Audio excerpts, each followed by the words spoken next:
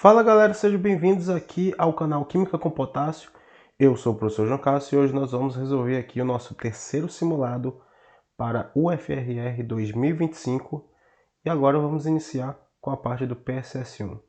Já deixe seu like, se inscreva no canal e compartilhe esse simulado para mais pessoas.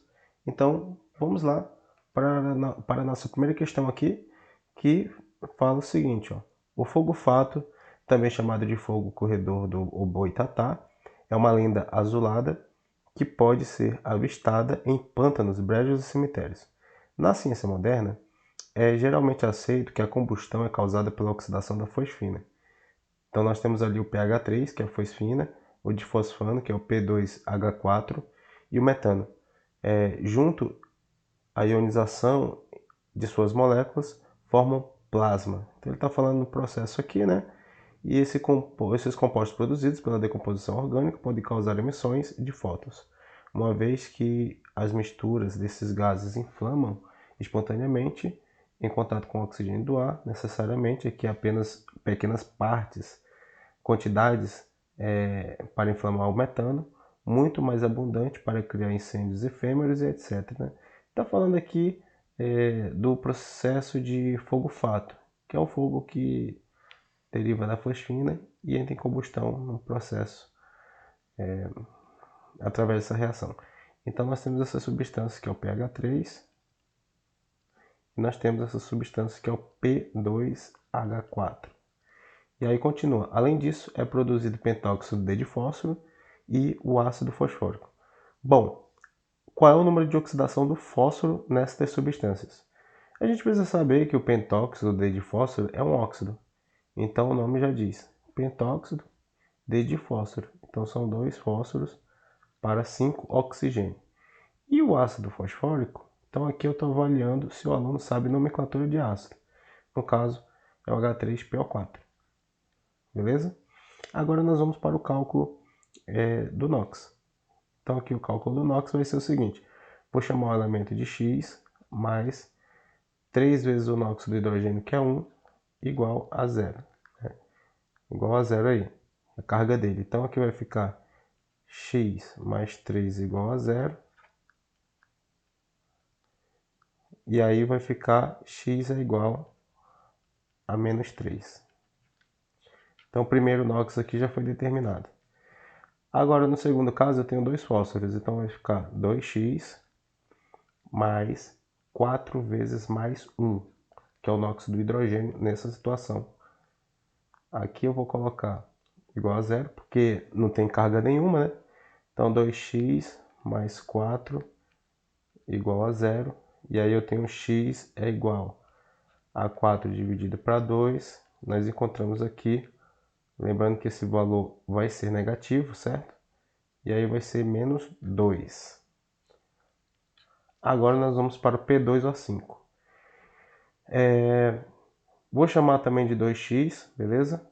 Mais 5 vezes o NOx do oxigênio nessa situação é menos 2, igual a 0.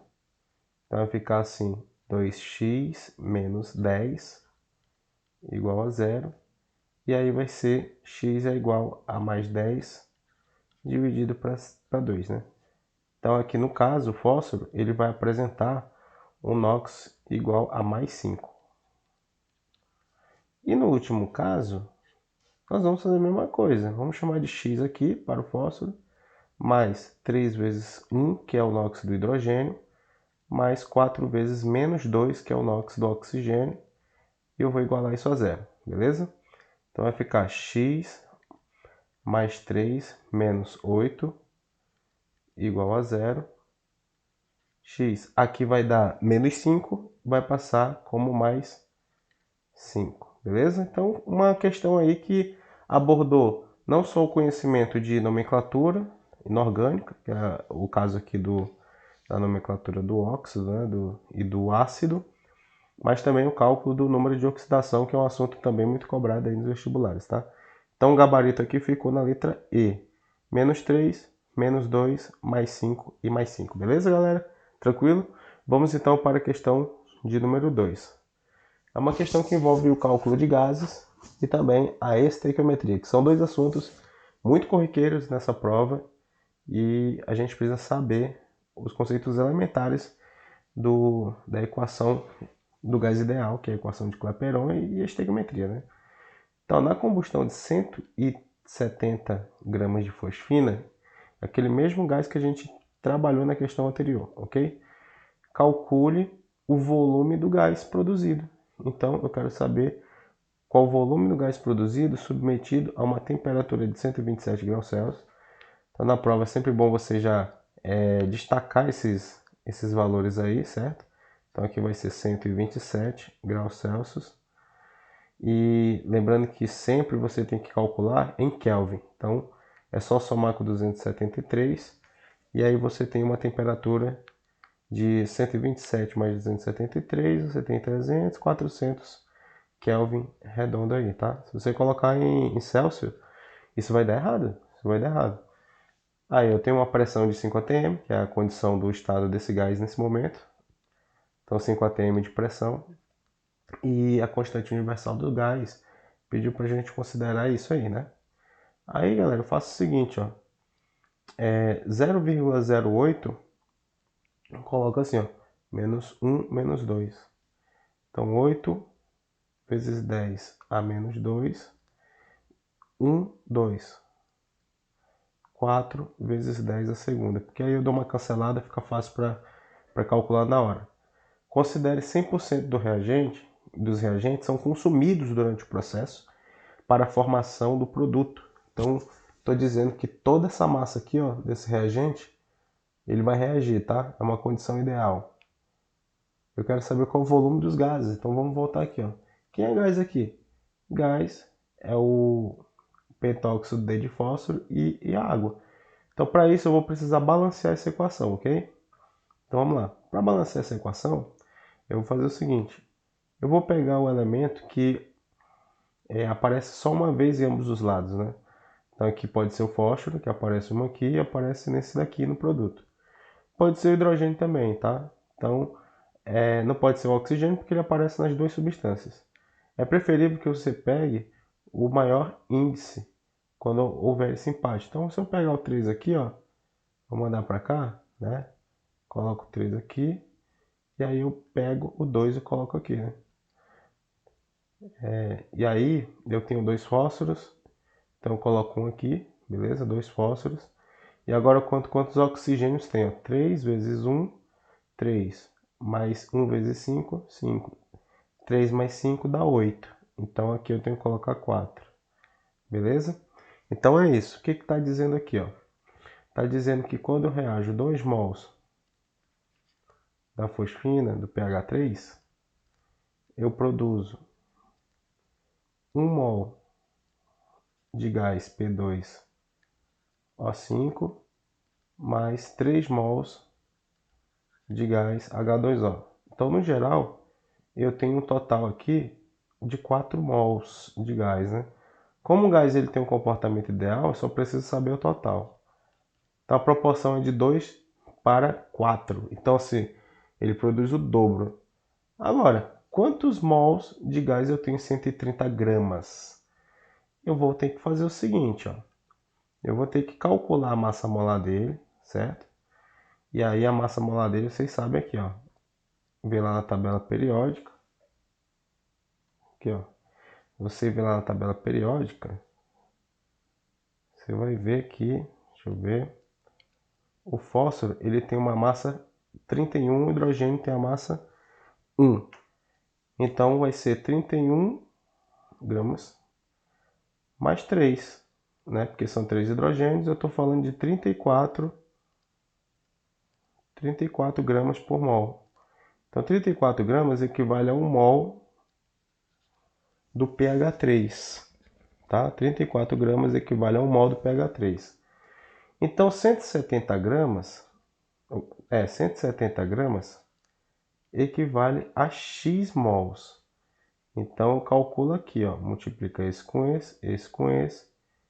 X é igual então a 170 gramas dividido para 34 gramas vezes 1 mol de pH 3. Beleza? bem devagarzinho para você entender. Grama com grama, né? Aí, sempre dá uma olhada lá na hora do vestibular se tem como você simplificar isso aí, porque geralmente coloca valores que você possa calcular de uma forma mais fácil. Não é regra, tá? Mas no geral, isso ocorre. Por exemplo, 170 dividido para 34 é 5. Então, no final, você tem aqui um total de 5 mol de pH3, né? Aí, pela estequiometria, qual é a ideia? Se 2 mols produz 4 mols de gás, então 5 mols de pH3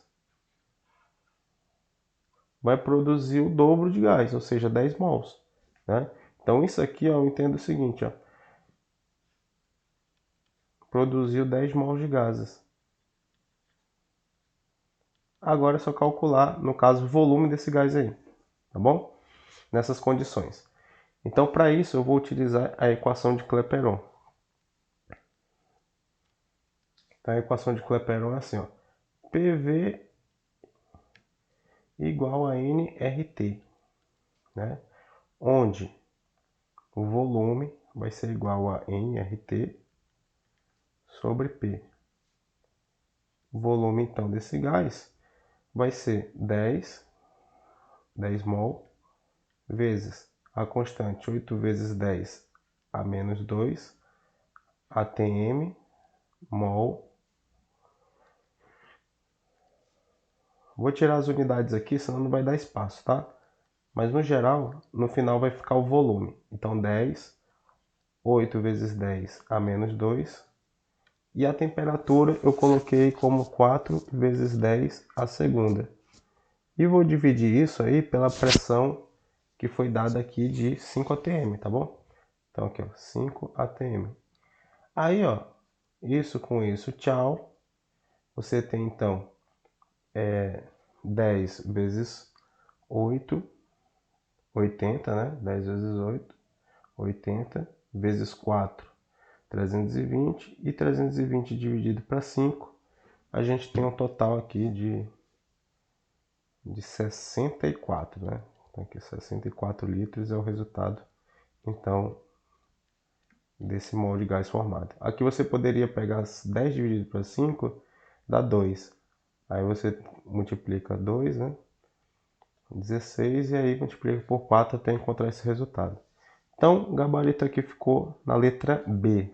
Então, vejo que esse exercício aqui foi interessante porque você foi calcular primeiro, entender os conceitos do balanceamento, depois fazer a estequiometria e depois pegar essas informações de mol e calcular em gás. Então, a ideia dessa questão foi justamente revisar tanto a questão do balanceamento, tanto com a questão da estequiometria, quanto também o cálculo do gás ideal. Beleza, galera? Então, vamos para a próxima questão aí. Ó, essa questão de número 3 fala do organessônio, que é o último elemento da tabela periódica. Ele é um elemento tão raro e difícil de ser obtido que em um intervalo de 10 anos, apenas 4 átomos chegaram a ser produzidos, tá? Então ele te dá aqui uma quantidade atômica. 4 átomos, 4 unidades desse elemento. Basicamente, a produção do único isótopo, conhecido como organessônio, ocorre pelo bombardeamento do cálcio 48, da massa dele, né? E o califórnio 249, liberando 3 nêutrons. Então, esses 3 nêutrons eles estão sendo perdidos.